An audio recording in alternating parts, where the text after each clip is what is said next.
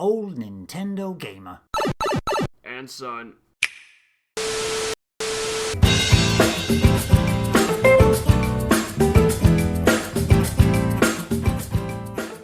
Nick, you did drop some time into Luigi's Mansion 3. I did, yeah. My original plan was to finish it, but I didn't quite do that. I'm on the last floor. Well, what I think is the last floor now, floor number 15. And I don't really have much to say about it. I've really enjoyed this game. I think it was a bit unwise of me to just buy it and then kind of ignore it. My initial thoughts when I started playing it were that it's better than 2, but it's still not a patch on the first one. And that was based on the fact that it doesn't have analog controls for the sucking and blowing. Podcast extras. But, you know, I after spending some time with it, like, I liked Luigi's Mansion 2, but I didn't like the structure of the game and how it was designed. And how it was different, like separate mansions, and everything was sort of bite-sized sort of missions and levels and stuff like that. With this one, it does kind of follow the same pattern, but it's better that it's all in one mansion or hotel, whatever you want to call it. And it is, I suppose it's more similar to the first game. I absolutely adore the first game, and the structure is fantastic. And the fact that everything's in that sort of compact mansion, you know, it's kind of like a Metroidvania in a way, the first one. And this one tries to sort of straddle the line between both of them. And I like in that way you get the really sort of differently varied rooms on each floor, which is probably one of my favourite things about the game. And you still have to go between floors occasionally, but it's that occasionally going between floors actually kind of interrupts the pace of the game, I feel at times, like when you have to chase the cat, or when you have to go and rescue a toad. Yeah. When you have to chase the cat for the second time, yeah, my heart sank a bit. Because you just want to keep going up, don't you, to the top? Yeah. But yeah, but actually, I did the second time last night, the cat the second time, and it didn't actually bother me as much as the first time. I found it fairly easy. I went down to the floor below and captured it and got the button for the elevator. 17 and a half hours so far to get to the last floor, which is pretty substantial. It's much more than the first game. I think it's quite a bit more than the second one as well, which I finished. But I honestly can't remember how long it took me. So from that aspect, you know, with each floor being something new and something different, there's not a lot of repeated content. It's definitely probably the biggest Luigi's Mansion game. And I've read a lot of stuff online about how there's a lack of like different types of ghosts and stuff like that, which I kind of agree with. It at times it doesn't feel like the ghosts have the same personality as they did in the first game, but then I think the boss fights in this game are way, way better than anything that's come before. I think they're really strong, the boss fights, and I've been really stumped by a couple of them. Like just not knowing how to get them so it's like kind of like a puzzle to work out how you can get them. And the level design is extremely good. I've really, really enjoyed a couple of the levels. The best one by far was the movie studio. And I think the puzzle to get it took me about an hour and a half, maybe even 2 hours. Like the puzzle of working that whole floor out was absolutely fantastic. Perhaps one of the best puzzles in a Nintendo game. It was absolutely genius how it all like fit together, and the things that you had to do, the steps that you had to go through. So I really enjoyed that. I mean, there's some floors which are really strong and some which are not so strong, but everything is still really good overall. And I think the graphics probably the best on the Switch. To be honest, sometimes I'm absolutely shocked that it's a Switch game with how good it looks, especially during the cutscenes and stuff like that, which are all in real time. It's just unbelievably good. The music, I've heard people say, is not so good. I think it's okay. Like, it's different for every floor. Like in the museum, they've got sort of a prehistoric style tune, and like the movie studio as well has got its own sort of movie style theme. The soundtrack, I had a look at the soundtrack on YouTube. It's absolutely massive. There's like 10 plus songs for each floor. So you don't realise. You don't really realise, no. Yeah. And I know, like, the first game had that classic, you know, where Luigi's humming along, and it was the same one the whole way through the game, so it kind of got ingrained. But they've really gone all out on this one. And when I saw that N-Europe had given it a 10 out of 10, I was kind of a little bit shocked about that and thought, really, 10 out of 10? It's better than Mario Odyssey? Who was the reviewer? It was D-Cubed. It was Dean, I think, yeah. And after, having played all of the flaws up to the last one, I can understand completely why he gave it a 10, because he's right, games like this just don't get made anymore, really. It's such a old school experience in a way.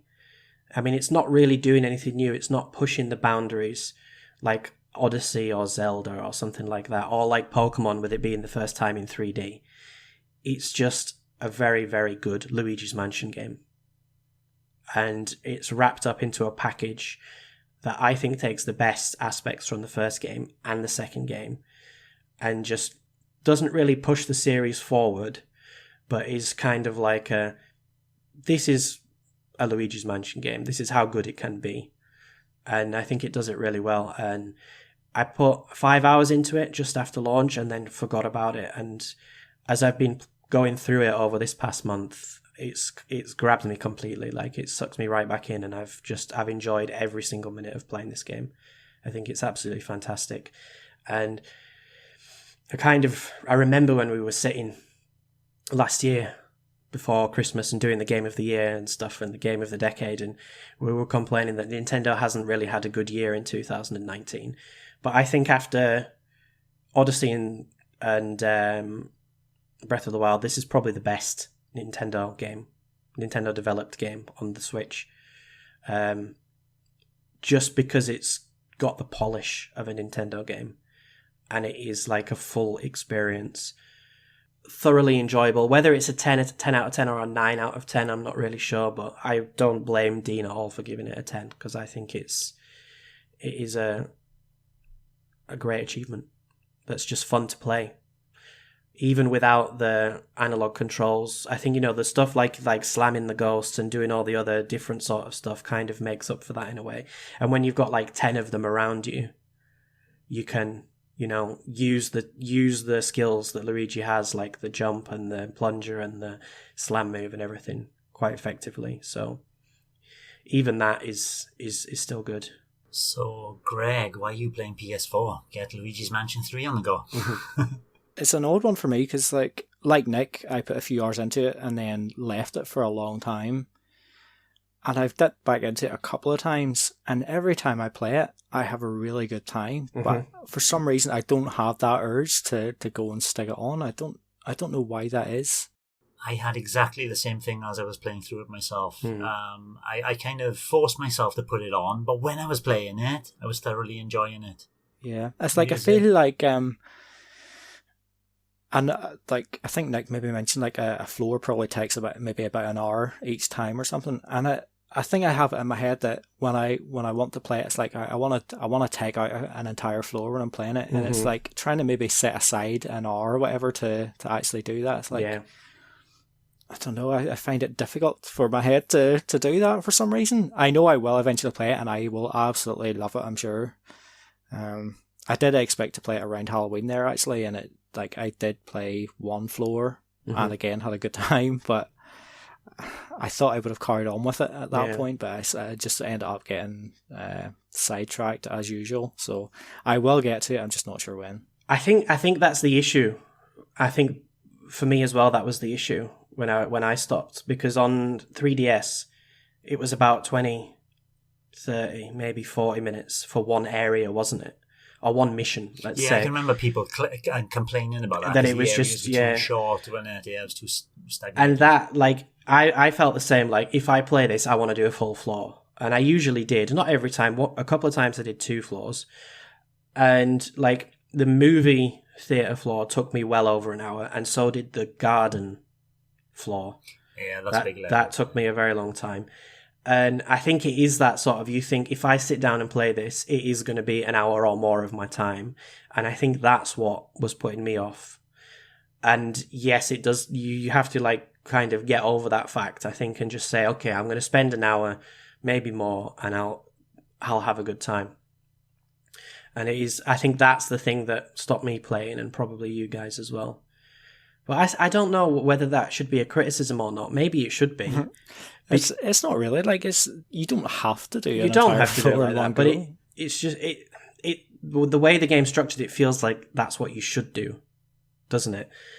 And as well with the collectibles, the jewels, I would always try to get all 6.